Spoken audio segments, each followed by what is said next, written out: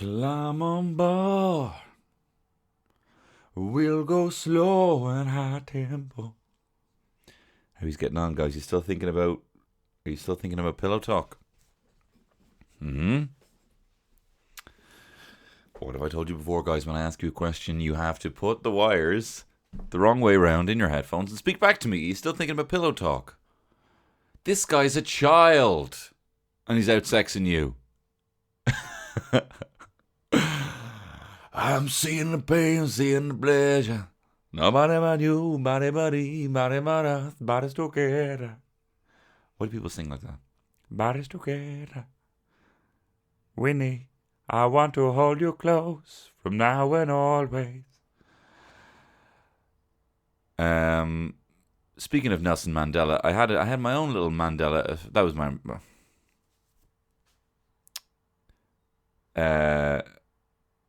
We have Tony Cantwell here. This is me and the Late Late Show, right? So Tony, what's the crack? How you been getting on? Right, Ryan, I'm good. You know, I've just been thinking a couple of things. I've been thinking, what do you think Nelson Mandela would sound like if he was singing Pillow Talk? What? Says Ryan. I'm just thinking of, got a few things going on at the moment, but I don't know. I'm a weird guy. I like to think of weird things. So I was kind of thinking, what would that be like if Nelson Mandela was singing Pillow Talk? It'd probably some, like, I want to hold you close from now and always. So let's disturb the neighbors.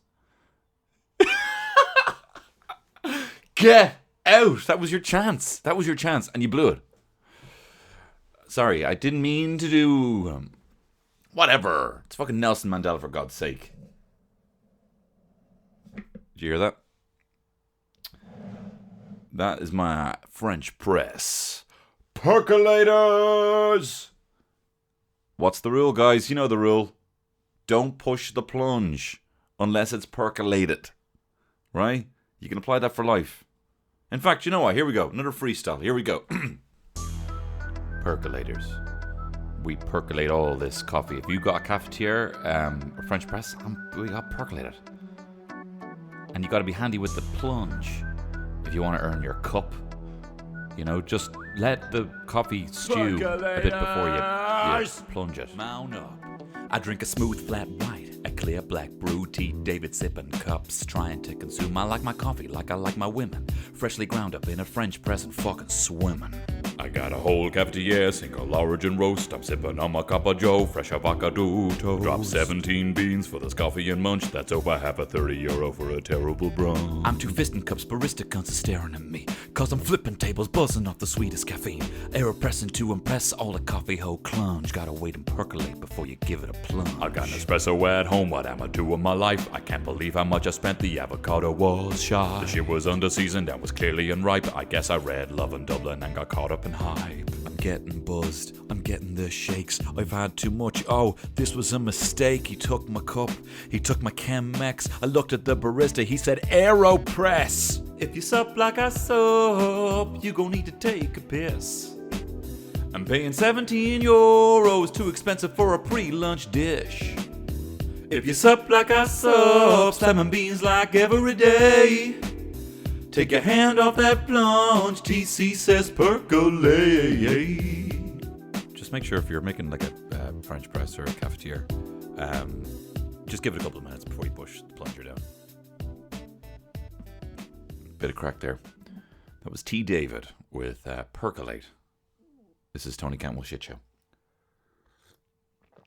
I'm not doing the fucking team. I'm not doing the team. I just played a tune. Speaking of Mandela, and apologies again, but he's a famous guy. Do you know what I mean? He's a famous guy. Or should I say was a famous guy. This gets me onto the Mandela effect, right? If you don't know what the Mandela effect, it's either two things. Basically, it's named after Nelson Mandela because a lot of people supposedly misremember Nelson Mandela dying in prison in the 1980s. And everyone's like, I'm pretty sure that guy died in prison. But like so much so that it's become a phenomenon where they're like, no, hang on, I'm 100% convinced Nelson Mandela died in prison. Of course he didn't. He got out and he died fairly recently. Bono made another tune about him. So the Mandela effect is either two things. It's either collective misremembering or having something close to something, whatever. It's either collective misremembering where a large group of people actually just don't remember the right way, or the sexier interpretation is, or the sexier theory is that we live in a world where there are infinite number of alternate realities, and occasionally things happen in your life where you just jump onto the other alternate reality. So you might have grown up in a world when Nelson Mandela died in prison, and then all of a sudden you're just now on this timeline where, no, it didn't happen. It's almost identical to the way the timeline was, except Nelson Mandela didn't die. Another example is, there's a famous one, Berenstain Bears, where everyone remembers these books of this bear family. They kind of look like The Simpsons, but they're bears. And everyone remembers it being called the Berenstain Bears. But when you actually look at the books now, they're called the Berenstain Bears. And everyone says, no, that is simply impossible. I totally remember. Well, here's an example for you. Here's one that isn't a popular one. If you go online, look up the Mandela effect, you'll see a lot of things. And a lot of them, you'll be like, shit, I thought Sinbad did play a genie in a film. But apparently he didn't. Here's one for you, though. The 118 guys, yeah? The 118 guys. When you think of them in their costume, the 118 guys, right? You're thinking, right, they have the mustache, they have the headband, the sweatbands, they have the shorts, they have the vest, and one of them's wrong. Sorry, we've got the incorrect answer, Mallard. Incorrect answer. They never wore the sweatbands.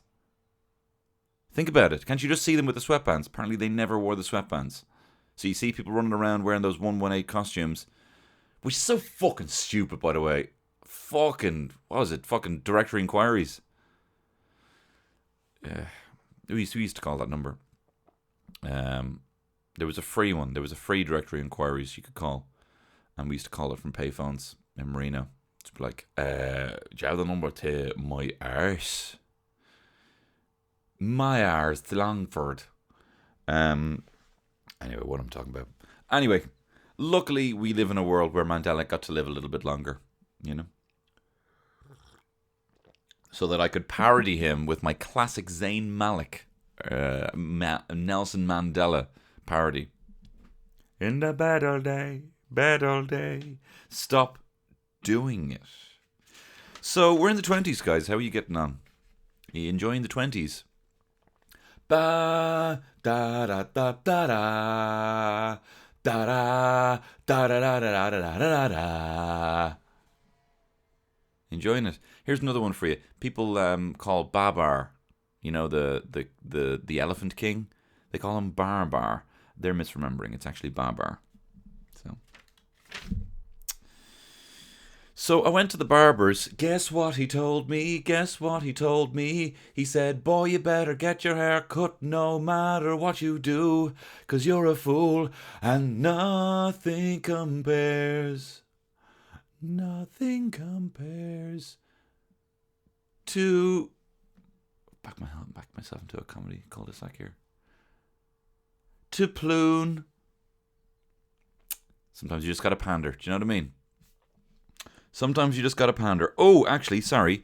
I did ask you guys when you were back in the gym if there were any beefcakes who looked like other people in the gym. Famous faces in the gym. So I'm probably what's a good segment name for this? Oh, here we go. We're gonna call it Planet Swallywood because these lads are swole. So in this segment called Planet Swallywood, I'll come back to the barbers in a second, but I just want to remember this. I just want to remember.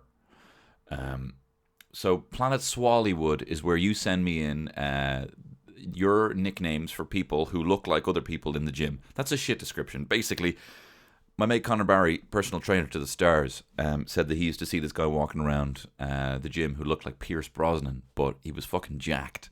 So Conor Barry used to call him Fierce Brosnan, which I thought was the funniest thing I'd ever heard.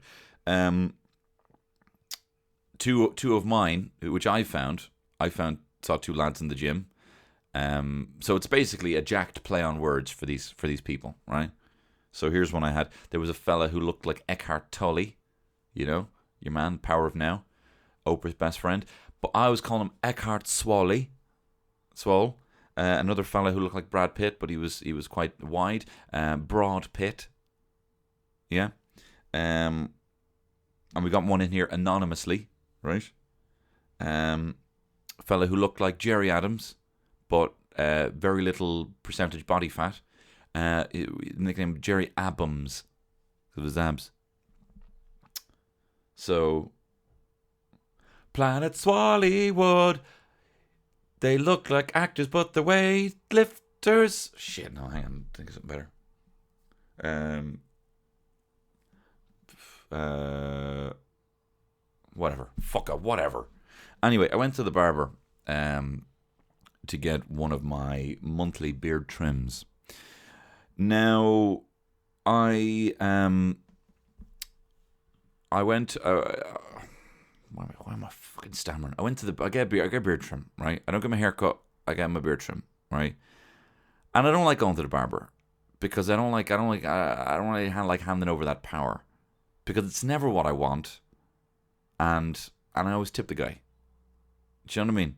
I went to get this beard trim, right? And the chap, this was a weird thing. I thought, well, this is like a luxury treatment, right? I went to another guy before, and he made my jaw look like I had a jaw. Do you know what I mean? He made it look like shaped. He made me look slimmer, you know? I'm not a chubby guy, but he made me look slimmer. He made me look like I had a big beard, and I don't have a very good beard, right? This guy made me look good. I went back the next week, or the next month. Chap wasn't there, right? So I went to a different place, and this weird woman gave me a beard trim that made me look like fucking Jafar, you know? Made me look like Jafar from Aladdin. A big long... I can never fucking do these bits. Whenever I write down these bits, this isn't even a fucking bit. Why am I fucking second guessing myself? I wrote down beard trim, and now that I'm talking about it, it doesn't sound very interesting at all. Anyway, I went to get a beard trim. This woman made me look like Jafar. Like trimmed all the side bits that I had on my cheeks, which is the bits that I want. I want to look like I've got a big thick beard. I don't want to look like I've got a chinny chin beard, right? So this woman trimmed everything and then trimmed it down to look like Jafar. She was too busy talking to me, to be perfectly honest. But she reminded me of my mate's ma. So I was kind of like, you know, confused. Did you ever get that? I remember it was a cleaner in the offices when I was working in London, and like she was a small Nigerian woman, but she reminded me of my mum. My mum's not a Nigerian woman, but she was like, my mum's short. So at Christmas, the cleaner was around, and I gave her like a box of chocolates, and she said thank you, and I gave her a hug. I gave her a big hug, and she didn't want a hug. But I was missing my mum, you know. But I tell you, if my mum was a Nigerian woman, I think she might sound a little something like Normally Mason. Listen, yeah. Anyway, so I got this fucking beard trim, but this woman made me look like Jafar. But I wasn't happy with that. But I'm like, I need to just get back to the guy, right? So I went back to the guy, right, and I said, right, beard trim, right. He put me in this nice comfy seat. I'm like, wow, reclined it. And I'm like, this is incredible. You know, this is where it gets kinky, a blindfold over my eyes, loosely. Kind of like, no peeking. You can peek if you want, though. It's not tied. It was to stop all the hairs going in my eyes. You know? So there I am, kind of lying flat on my back with this very loose... Excuse me, I'm getting sick. This loose blindfold over my eyes, and he's trimming my beard, and it feels great. I like that. I like secrets, you know. I like secret treatments you can't see. Close your eyes. You're going to have to wake up and go and be a new person, you know. Close your eyes there. You're going to have a new hair when you open your eyes. You know. So then your man reveals the blindfold. And it's a shite story. I feel like yeah, you wouldn't treat a dog like this.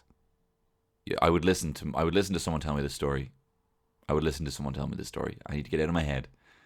Anyway, he reveals the mustache, and the Klim had shaved off most of my beard. And as well, my mustache, which I'm very protective over. I like to have a bit of overhanging hairs over my lip. He had trimmed it all the way up. It I looked like Eddie Murphy. You know the way Eddie Murphy's perfectly preened mustache and his gorgeous lips? I looked like that. And he'd shaved all the way up, high up my lip. And I tipped the guy. It was €15 treatment. I gave the guy £3. Because I'm not very brave. I got my hair cut once by this chap when I was living in Dalston, right, in London. I'm just going to have a little sippy in here. Percolators!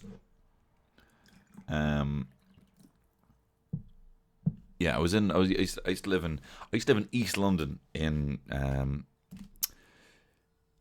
guess where? Fucking London. I used to live in East London.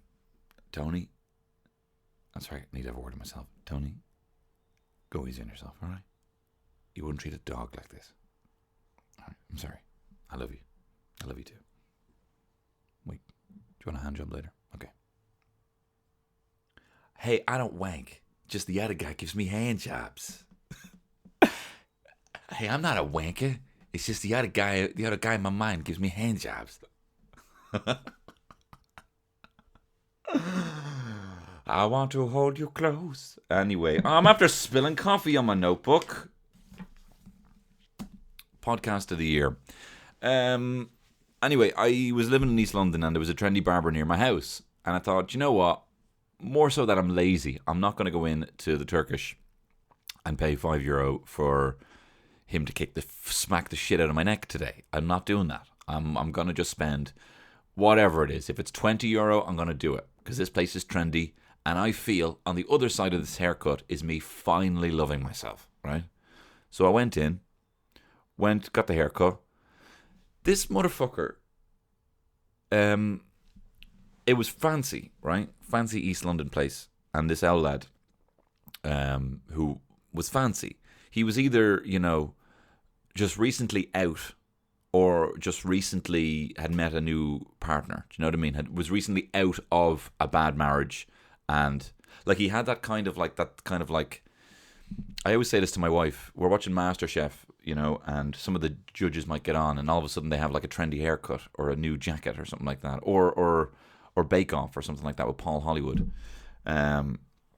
And they have like, I don't know, they just look much younger. They're dressing much younger. And I say to my wife, oh, he's clearly just recently been divorced.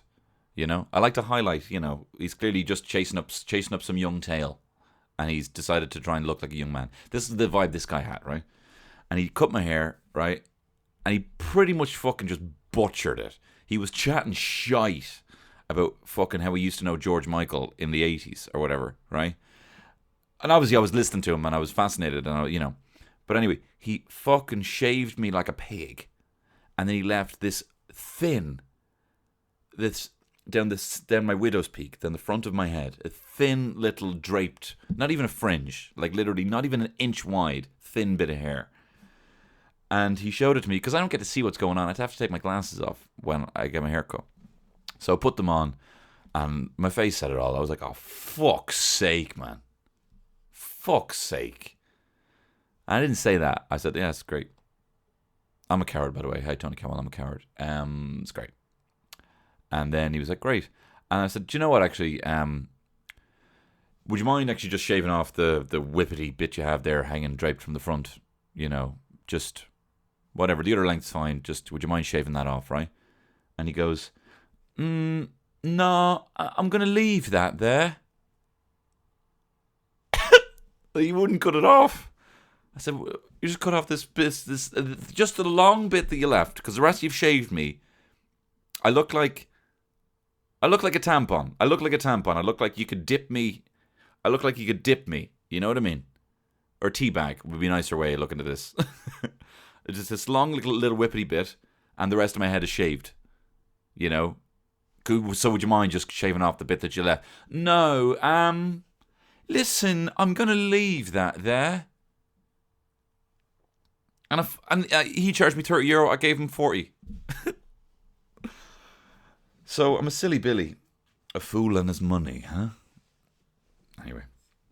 Speaking of Paul Hollywood. Here, get this right. Can I tell you about my least famous? My least favourite form of patter, right? My least, and this is, to quote Lemmy here, this is just shite patter, right? Oh my God, this is the worst patter, right? The worst patter ever is when you say something, right? Or someone else is saying something in a conversation and someone joins the conversation or is walking by, right? And they go, and they hear something and it sounds a bit weird. And they're like, oh, I caught the wrong bit of that conversation.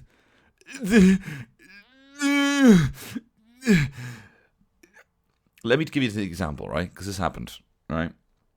I was chatting to mates about the Great British Festive Bake Off, right? I was watching Dairy Girls on Bake Off, who seemed lovely, by the way. They seemed lovely. And I was saying that I like Paul Hollywood. And I said, I think I was saying something. I said, I tell you, I'd love Paul Hollywood to beat me around. No, what did I say? I said, I'd love Paul Hollywood to, I said, I'd love Paul Hollywood to slap me around, knead me, like kneading me into the, into bread, I'd love Paul Hollywood to slap me around, knead me, and leave me in the proving drawer to think about what I've done, right? Basically saying he's a sexy guy. So I said, I'd love Paul Hollywood to slap me around, knead me, and leave me in the proving drawer overnight to think about what I've done. And some guy walked by and said, oh, I'm after walking in. Oh, that's it. Oh, I'm after walking in on that part of a No, you didn't. I said something weird. And you heard me. Don't act like you're taking my shit out of context, you clim. You patter fucking leech. Just because you're a fucking basic bae and I'm blowing your mind with the wacky stuff I'm saying doesn't mean you can come with, oh, I'm sorry, I actually heard that out of context. You're trying to make me feel weird because you're lacking. I think it's shite patter. I'm after hearing something I shouldn't have heard.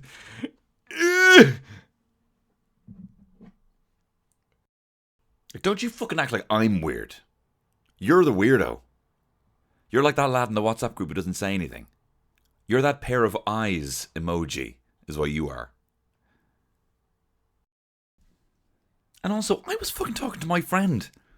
And shall we count how many people were talking to you? No one was talking to you.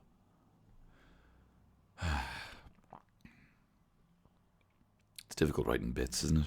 Comedy bits. Here's one for you. You're gonna love this one, right? Here's one for you. I was walking with my friends there, doing some hiking, and there was a couple of dogs. Yeah, and the Madras weren't bad either.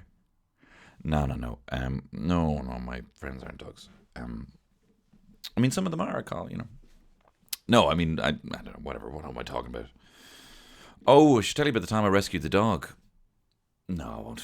Anyway, but we had a load of dogs, and two of the dogs, well, one of the little Jack Russells wasn't really getting on very well with the big dog, and was just kind of barking at all the dogs. You know those little dogs have like, fucking small person syndrome. And it just struck me how much everyone just was pandering to the dog, just letting the dog just bark at everyone, snap at everyone. And I thought, like, imagine you had a mate like that. Imagine you just were going on a walk and you'd see your mate just getting riled up, walking towards some other lad, being like, "What you fucking doing? Fucking like, oh, leave it, Gary. Oh, here, sorry," and then just walking off and just fucking clattering the next guy. And that's the whole bit. Imagine that. Imagine your dog. Imagine the way your dog just biting at everyone, and you don't really say anything. You're just like, whatever. I will tell you this though. I remember one of my favorite things I ever overheard. Right, I was walking around Raheny, and you know when you see like a bunch of youths and there's like a static energy off them, and you're like, okay, there's an energy here where something's kicking off or something about to kick off, where like they don't really know how to focus their attention. But it was a bunch of lads kind of walking around.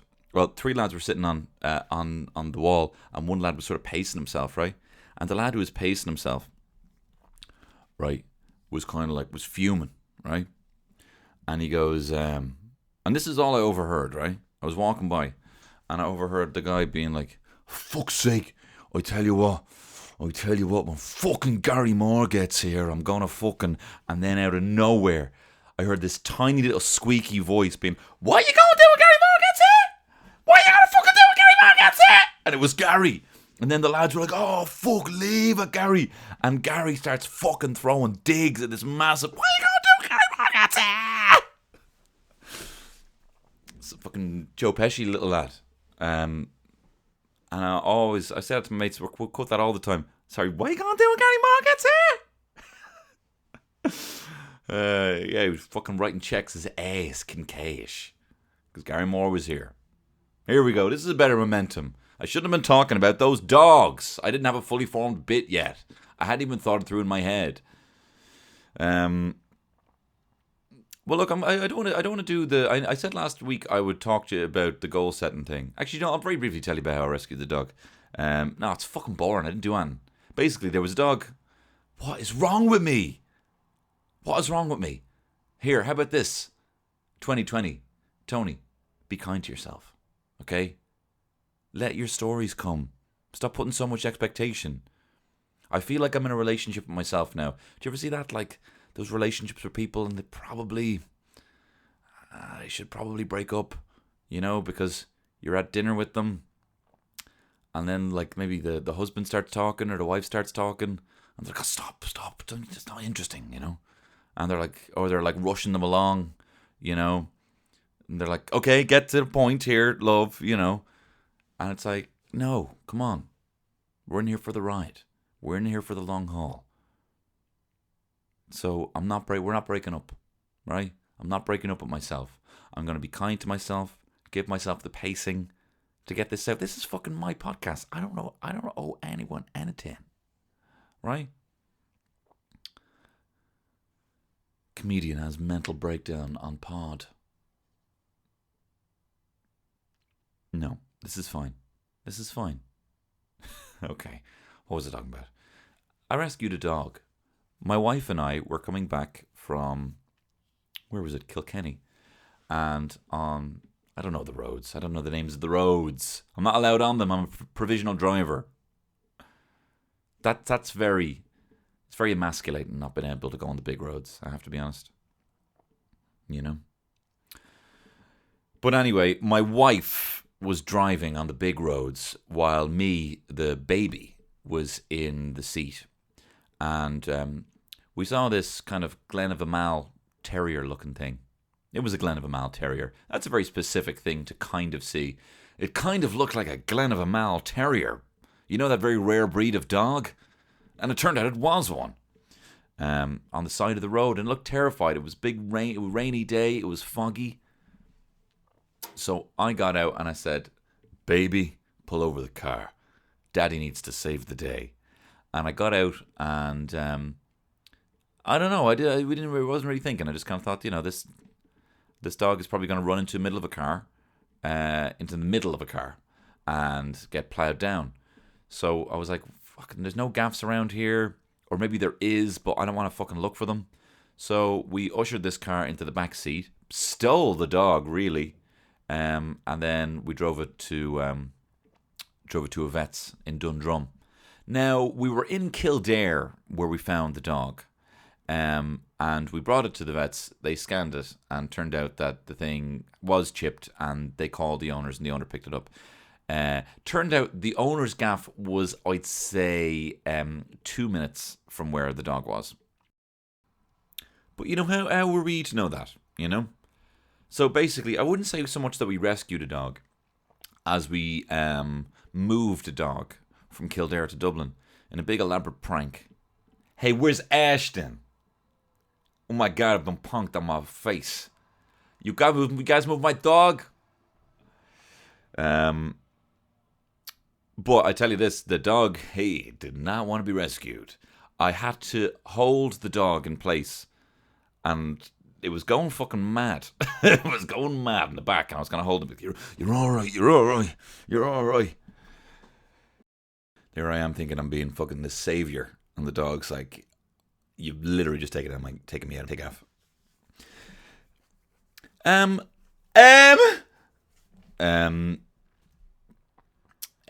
Did someone say M&M? Okay, here we go.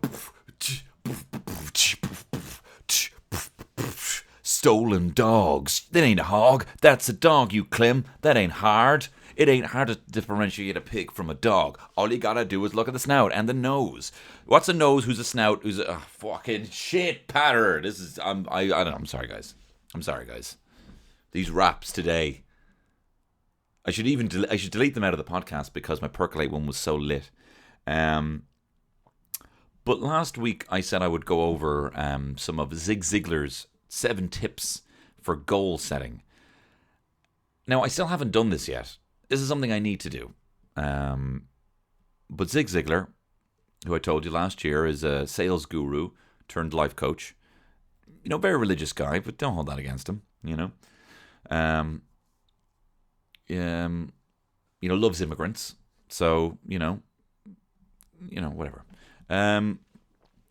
But yeah, I said I would go over the goals, but I'm going to be honest, I have not set my goals yet. I have not set my goals. But I'll go over some of the tips and I'll kind of explain, because I said I would, right? So if you want to hear this, feel free, right? This is something I'm going to do. And to be perfectly honest, Zig Ziglar says this whole process should take you, setting your goals for the year, should take you potentially even 10 hours, right? But what you reap from that, from being able to actually get into the minutiae of how to actually set the goals will stand to you. This is really looking at the ins and outs as to what you want, right? So, here we go. 7 tips, right? And also, when you're coming up with goals, this is something I'm going to be doing. Actually, do you know what? How about next week? I'll tell you some of my goals. How about we do this together?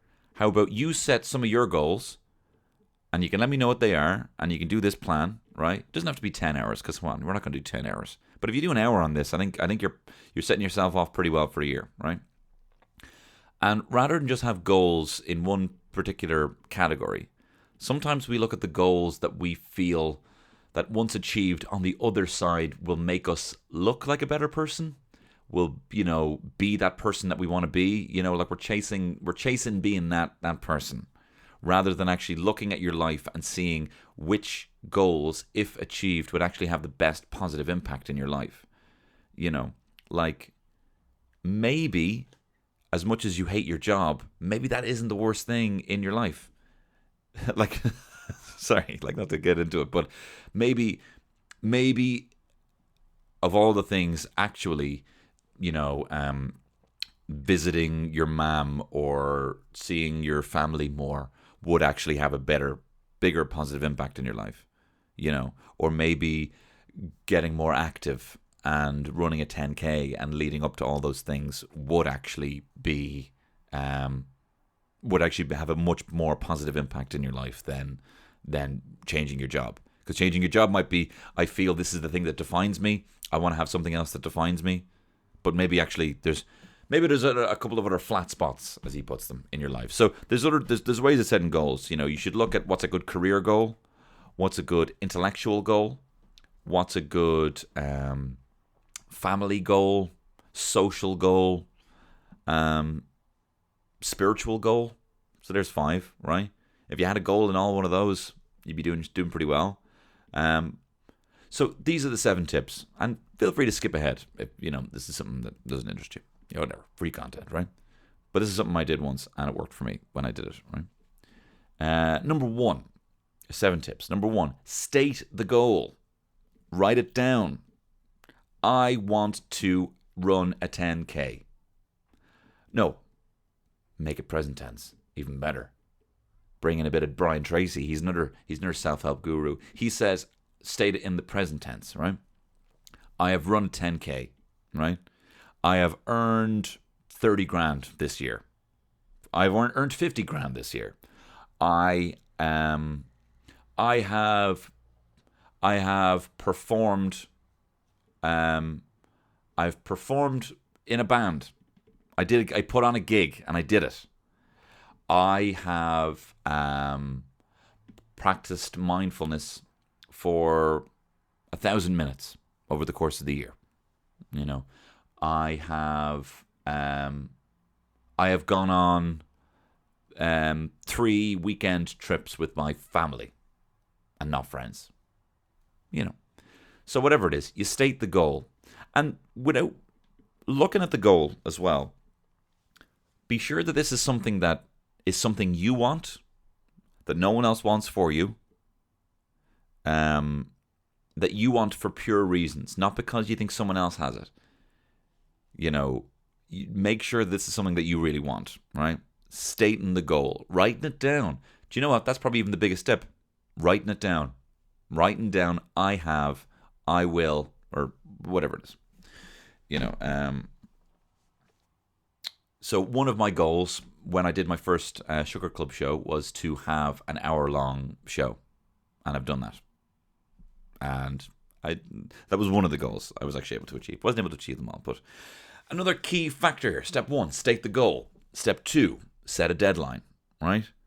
Give yourself a deadline for the goal. This, you would, do you think, I wouldn't have done, if I was given my Leaving Cert homework and given my lifetime to do it, I wouldn't have done it. It was all the deadlines of having to have it done on time that made me do it. And this is the thing. Hey, even The Godfather had a deadline. E.T. had a deadline. They look back, Francis Ford Coppola looks back at that film and thinks, shit, I wish I could have done something better. It's one of the greatest, it's the greatest film of all time, The Godfather. But he had a deadline. Deadlines actually work to your advantage, right? Especially creatively, right? But give yourself a deadline. If you're running 10K, be realistic. And this is why he says it takes about 10 hours, because you got to break down each one of these steps and think how long. I'm sorry this isn't funny. I'm sorry if this isn't funny, but I'm going to help you. Right? New year, new you. Set a deadline, right? I will have performed a live gig by this time. I will have gone up and performed 5-minute stand-up by this time. I will have, I have performed stand-up by this time. I have gone on holiday with my parents by this time. I have written, I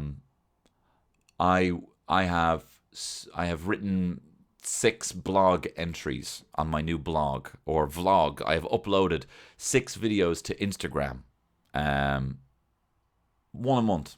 So by June, I have uploaded 6, and by December I've uploaded 12. Whatever it is.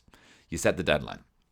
So just put a bit more pressure on you. Step 3, identify the obstacles, right? This is a key part that no one ever does, right? What's the obstacles? I could likely be bored. I have a job that could get in the way. I socialize. Most of my time is spent on the booze. I get hungover. I don't want to do stuff when I'm hungover. I could get lethargic. If I don't do it by 4 p.m., I could be tired. I'm tired after work. That means I might have to do it in the morning. I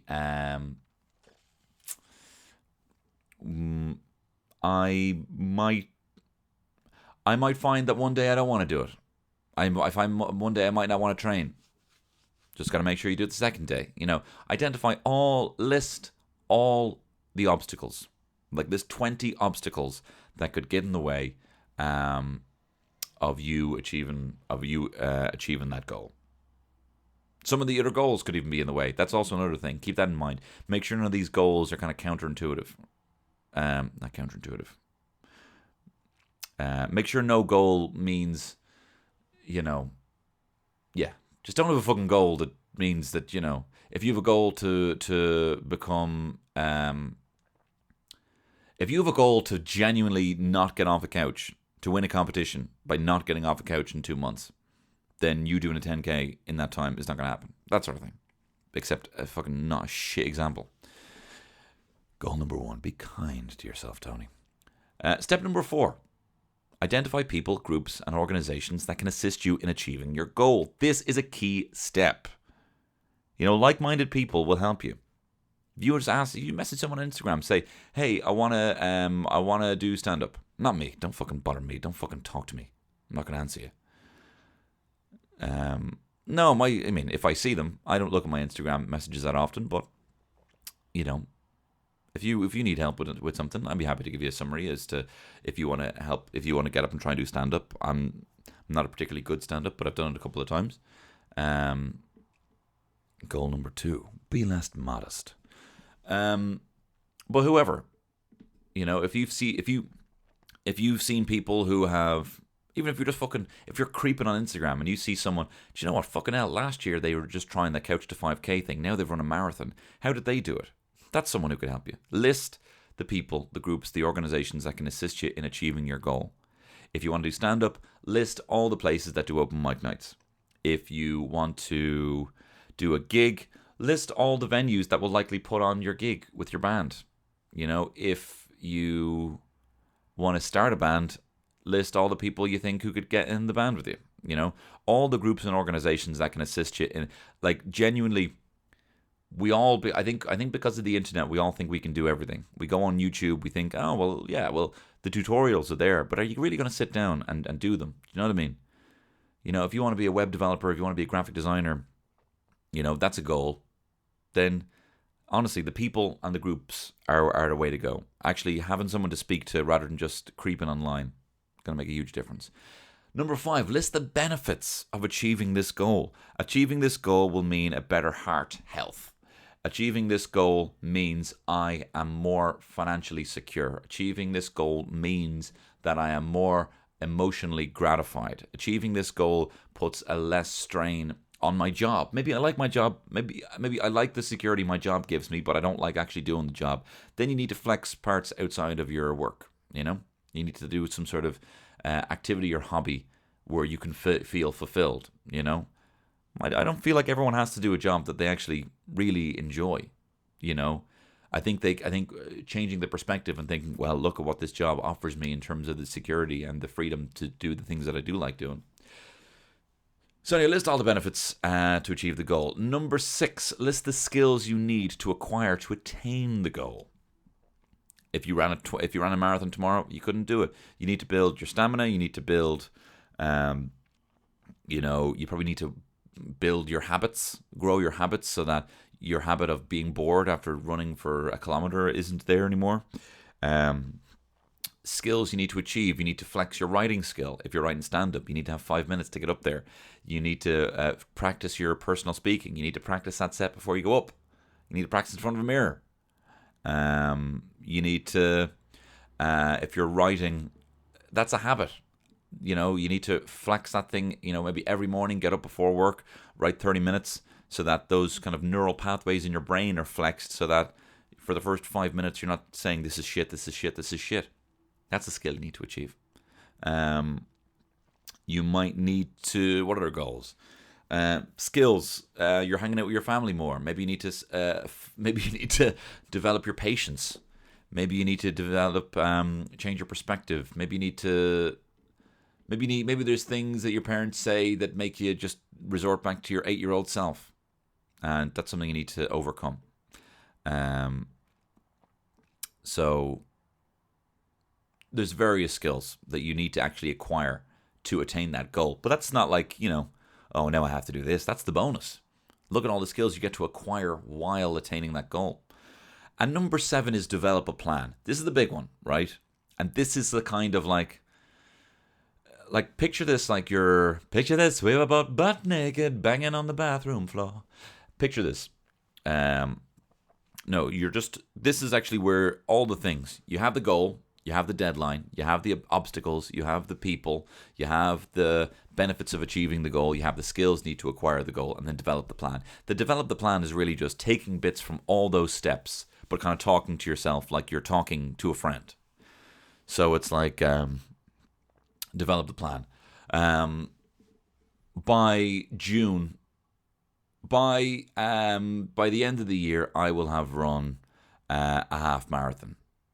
How I go about doing that is I am going to be training a 5K, couch to 5K plan by this time, 5K to 10K plan by this time. The couch to 5K plan takes 8 weeks. The 5K to 10K plan takes this time, takes 12 weeks. The 12 to whatever it is, 20K, whatever, takes this many weeks. So you can kind of block that out. That's an easy one because there's apps that can kind of block it out for you.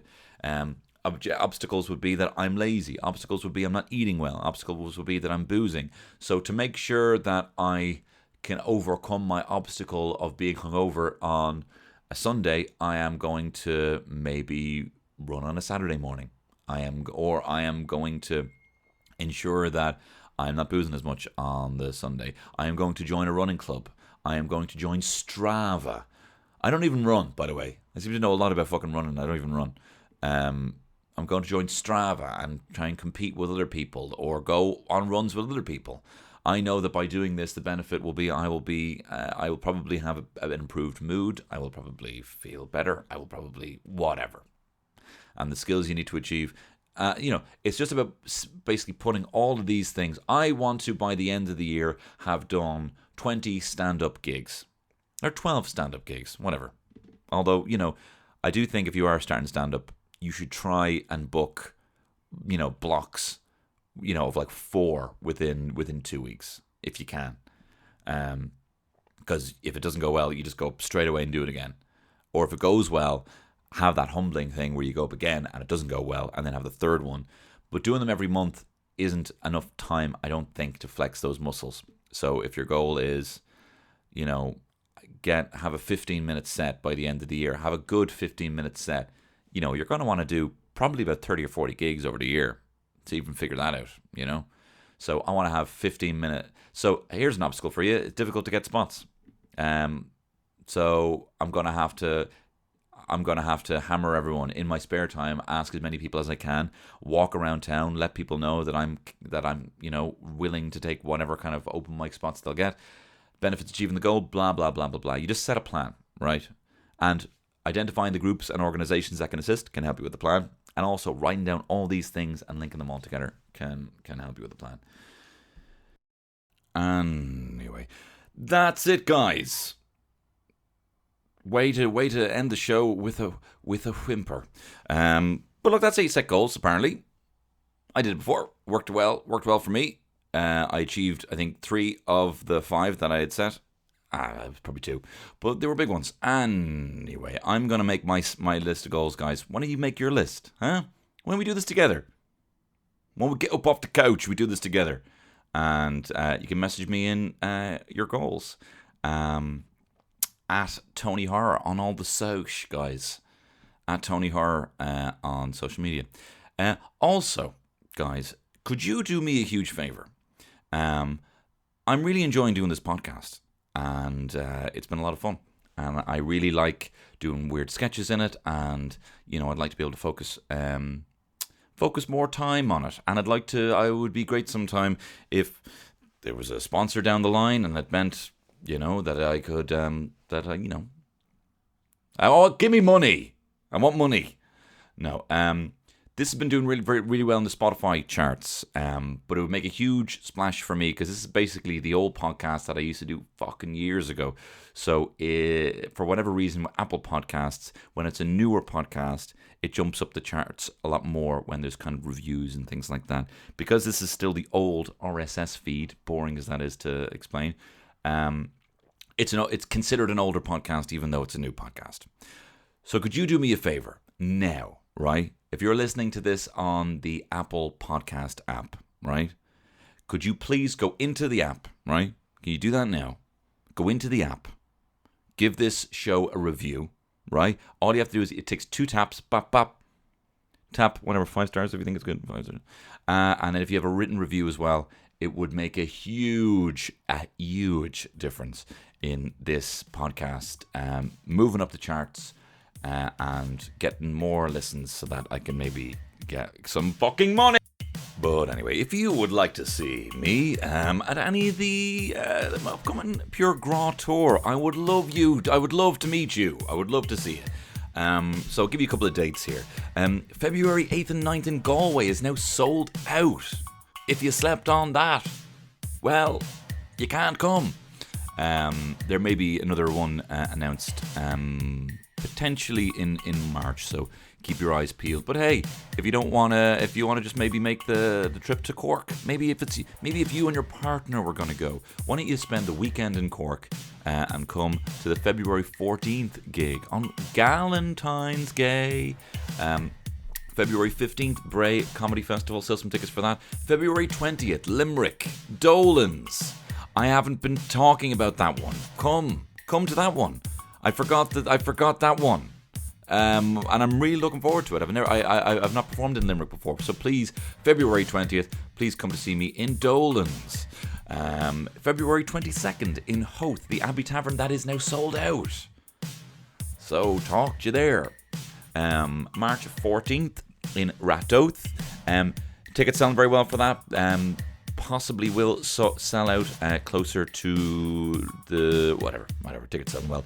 Spirit Store in Dundalk, March 21st, still some tickets for that. And the rest of all the Dublin dates are sold out. Dublin Sugar Club 25th, 26th, both sold out, and the Driocht in Blanche is practically sold out. Could be a handful of tickets there. Wow, what a life, huh? What a life. So guys, thank you very much for listening, and I'll see you here next week with your goals. I love you. Goodbye.